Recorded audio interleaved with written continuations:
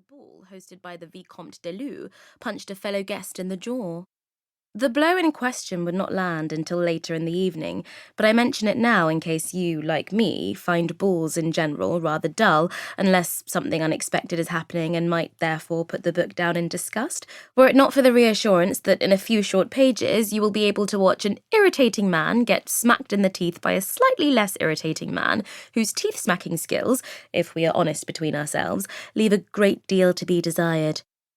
I begin my tale in earnest, then, clinging in the shape of a woodlouse to the ceiling of a carriage whose occupants, in descending order of age, were Mr. Cesar, his friend Miss Bickle, and his two sisters, Miss Cesar and Miss Anne. We are starting early, partly to build tension ahead of the much-anticipated teeth-punching, and partly because I am given to understand that you mortals find it more enjoyable to watch other people's misfortunes if you learn a little about them first. And on the subject of learning a little about people, there is some context surrounding the Cesars which will, over the course of the narrative, prove pertinent. Their mother, Lady Mary, had been born the youngest daughter of the Earl of Elmsley, but had defied the conventions of the ton by marrying a freedman of Senegalese birth, whom she had met through her work with the abolition. And whereas in the enlightened 21st century the marriage of a British aristocrat to a person of colour is a wholly unremarkable thing that results in no hostility whatsoever, in the bad old days of the 1800s it caused quite a scandal. Isn't it wonderful to know how far your species has come? At any rate, those are the inhabitants of the carriage, and this, as best I recall it, was their conversation. I was wondering, Miss Bickle, a fair-haired, doe-eyed creature who stubbornly remained an ingenue despite being some way into her 19th year, was asking the group at large, if after the ball is over, or if the ball becomes wearisome, any of you would be interested in reading my kshun? What's a kshun? Asked Miss Cesar, who, at 16 years of age, was now formally out in society and thus learning the fine art of pretending to care about things other people cared about. Of all her siblings, she was the one who most favoured her father, her eyes and her complexion, both a deep brown that almost glowed in the waning sunlight. Mr. Cesar, immaculately presented and patrician as ever, gave his sister a warning look. Please don't encourage her, Mary. Kshun, Miss Bickle explained, ignoring her friend's admonition, is an abbreviation of avraction. Unable to quite help himself, Mr. Cesar disregarded his own advice and offered the obvious question. And what is avraction? Ah! Miss Bickle's face lit up.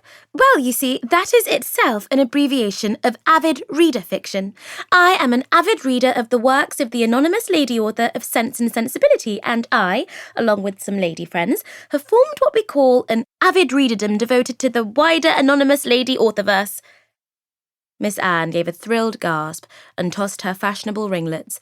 Though she was by far the youngest in the carriage, her grasp of the mortal art of flattery was greater than any of her companions. How fascinating. I'm not sure I understand, admitted Miss Cesar. What do you actually do in this avid readerdom? Miss Bickle reminded her. We meet and we discuss the works of the anonymous lady author. Mr. Cesar, growing increasingly aware that he was the only gentleman in the carriage and beginning to wonder if this was hampering his ability to follow the conversation, continued to look sceptical.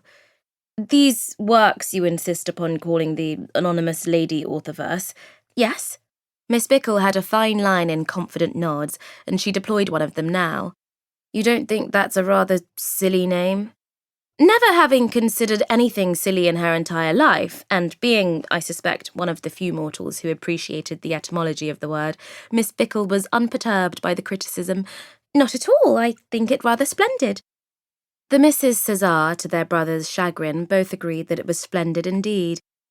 Although, added Miss Cesar, I'm not entirely certain how this group of yours differs from a literary salon. Ah, well, Miss Bickle explained, we do not only read and discuss the works, we also write our own stories set within the wider anonymous lady authorverse. Miss Anne clapped her dainty hands. Oh, how marvellous! Is it, in fact, marvellous? Asked Mr. Cesar. Is it not, in fact, a slightly peculiar thing to do? Before Miss Bickle could either deny or embrace the peculiarity of her chosen hobby, Miss Cesar was leaning forward with fatally sincere interest and asking, But what...